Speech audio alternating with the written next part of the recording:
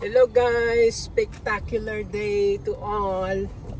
Welcome back to our vlog. Nandito po tayo guys sa may Bicutan exit. At dadaanan natin guys tong widening project dito ng ng DPWH. Ito ay magdudugtong dun sa may C6 ba yun? C6, nakalimutan ko na. C6 tsaka yung papunta dun sa may Laguna Lakeshore Expressway. Titingnan natin guys kung ano na ang mga latest update dito. Medyo matagal na rin tong project guys, hindi natin alam kung okay na ba to o nadugtong na ba. Pero alam ko na to, substantially finished na to. Yung mga na lang, endpoint na lang talaga yung kulang nito. Yan, so dito na to nag-start guys. So ibig sabihin hindi pa to nakakadiretso talaga ang until doon sa may Bicutan exit, kasi may mga ongoing project pa kasi doon, katulad nung NSCR, yung South Commuter Railway. So marami pang gagawin doon. At ito idudugtong to, ito mismo, yan itong dinaanan natin ngayon. Yan, so far guys medyo okay na pala to. Naka overlay na rin yung asfalto nila dito. Saka yung sa kabilang, yung sa may right side, yan yung service road. Yun okay na rin. Tsaka nakapagtanim na rin sila ng ng halaman dun sa yun sa right side na island. Pati yung nila doon, yung sa gitna na island, yung fence nila. Yun nga lang, may dapat bawal yung pumaparada dito. Yun, kudos to DPWH in partnership with the local government of Taguig. Ganda. Yun diba guys? Yan lang kami na ulit nakadaan dito dati grabe sobra. Kalbaryo abutin mo dito pag dumadaan ka. Diba? Parang na rin yung papuntang yung sa may BGC. O yung Loton ba yun? Avenue. Ganda na, no? Ayun guys, so okay na okay. Okay sa all right. Linis. Sana na to, maganda na yung oo nga, sana ma-relocate na rin yung mga yung may mga poste pa sa ma-relocate na rin to. Yan para ma-maximize na talaga yung 3 lanes. Galing.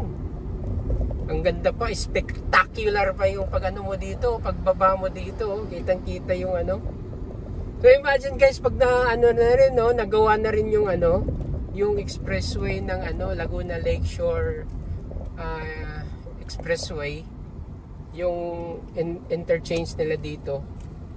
Ayan ang ganda pa, didiretso pa doon papunta sa may Laguna Lake, tapos doon yung papasok naman sa expressway, tapos meron pang dyan, another project ng DPWH din, yung inuumpisahan na ngayon.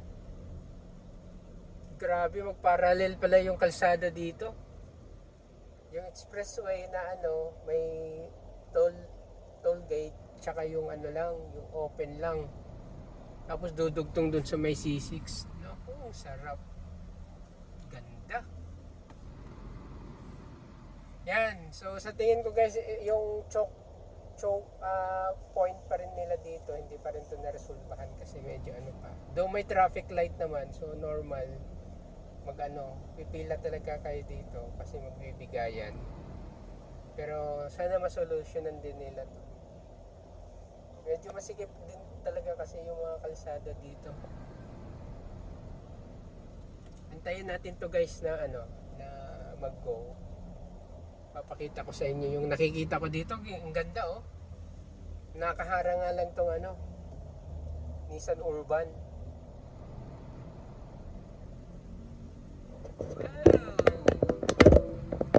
Spectacular view din to pala dito. Alright.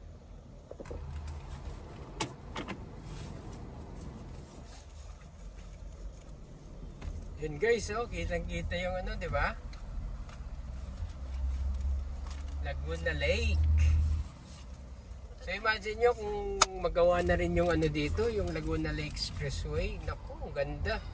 Didiretso pa yan doon, magkakaroon ng clearing na naman dyan, yung mga illegal structure. Wipe out na naman. Yung katulad dito dati, oh. Kung naalala nyo, parang may Jollibee yata dito dati. Pero nahagip talaga siya, though hindi naman siya ano. Pero nahagip talaga siya sa widening, so tanggal talaga siya. Mag-giveaway talaga doon para sa progress guys, kasi lahat naman makikinabang dito eh. Yun, so kitang-kita na yung ano, Taguig's People's Market, oh. Yan, sana ano, magkaroon din sila ng tamang sistema dyan ng ano, yung drop off ng mga tricycle. Katulad dun sa may Muntinlupa, may sistema sila doon, di sila basta-basta magbababa ng ano, ng mga pasahero. Papasok talaga sila doon sa may pilahan ng tricycle. Ayan guys.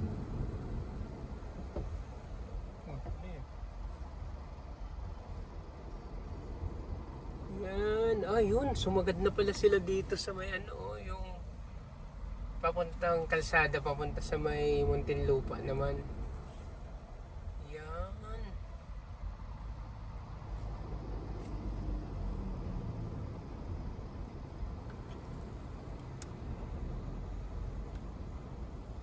Diyan din sa kabila. Ay, nabutan tayo. Woo! Yun nga lang guys, problema talaga to dito. Medyo ano kasi masikip yung interchange dito, ay interchange yung crossing. Tsaka yung mga poste ng ano, mga National Power Corporation tsaka Meralco, may mga hindi pa na-relocate. Eh, ito to, kita nyo yan, oh, yan. Dapat yan, ano na yan, free na yan, going right, pag nagra-right turn ka dyan, so dapat libre na yan siya dyan.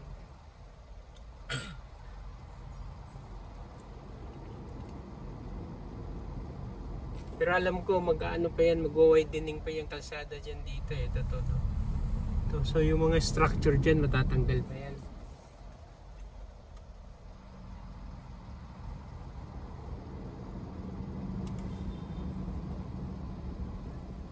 Tinanggal na pala yung ibang ano dito, oh.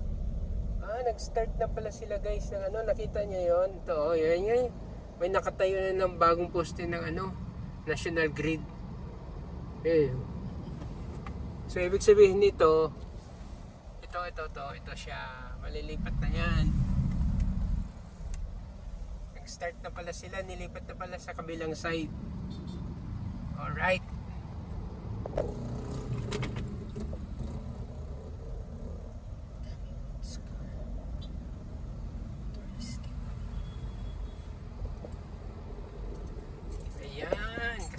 Hindi pa pala din na gawa pala talaga to dito.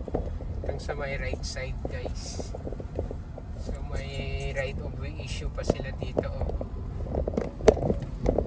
Kaya nag-traffic dito kasi choke point. Merging kasi yung lane. Yan. So sana pag natapos to, malaking alwan na to, kaluwagan na to. Laguna Lake Shore. Alright guys, maraming salamat.